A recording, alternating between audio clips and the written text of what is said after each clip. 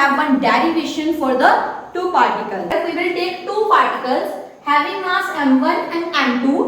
m1 के लिए position vector क्या है, r1 वेक्टर. पोजीशन वेक्टर मतलब m1 ओरिजिन से कितना डिस्टेंस पे है, that is at r1 vector, and for m2 it is r2 vector. Now we don't know कि where is the centre of mass. Clear? So हम इस case में assume करेंगे that here will be the center of mass. This is the position of center of mass. In some books they are writing cm, or in some books they are writing com as well. That is center of mass. So it's up to you. You can write cm or com.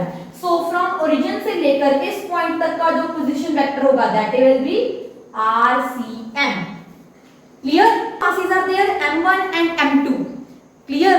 So let us suppose हमने m1 के ऊपर एक external force लगा रहे हैं that is f1 vector, and m2 के ऊपर एक एक्सटर्नल फोर्स लगाएंगे हम that is f2.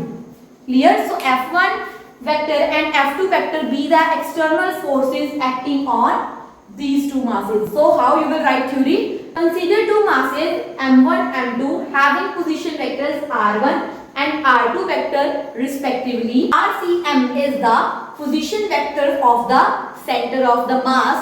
Let f1 and f2 vector be the external forces acting on mass m1 and m2 respectively. So now we want to study about the motion for two particles. अब हमने दो particles का motion study करना है. इन दोनों masses के ऊपर हम external force apply कर रहे हैं, but two masses are there. Clear? So system के अंदर दो particles हैं, दो masses हैं. They will apply force on each other as well, na? According to Newton's third law, that every action has equal and opposite reaction. Clear? So according to that, m1 will apply force on m2 and m2 will apply force on m1. अब m1 के ऊपर जो force लगेगी that will be f12 vector. इसको आप ऐसे याद रख सकते हो, force on 1 फर्स्ट मास के ऊपर due to second, then force on second due to first.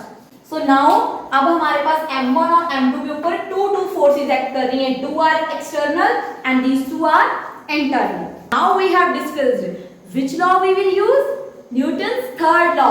So that means these two forces they are equal and opposite, right? So according to that Newton's third law हमारे पास ये दोनों forces क्या होंगी, f12 vector will be equal to minus of f21 vector. Clear? Both are equal but negative sign आ जाएगा because they are opposite. So here we have negative sign. If I move this term to left side, अगर मैं इसको लेके चलूँ, then we will have this expression f12 vector plus f21 vector will be equal to 0. That means दोनों forces का sum क्या आ गया?